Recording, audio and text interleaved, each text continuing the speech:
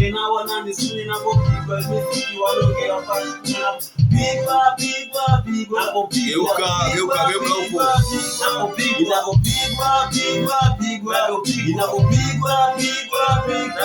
Inapopigwa miziki wangalozi na waume, inapopigwa miziki mastichi wananuna, inapopigwa miziki mapoeno na nisune, inapopigwa miziki walonge hapa shukune, inapopigwa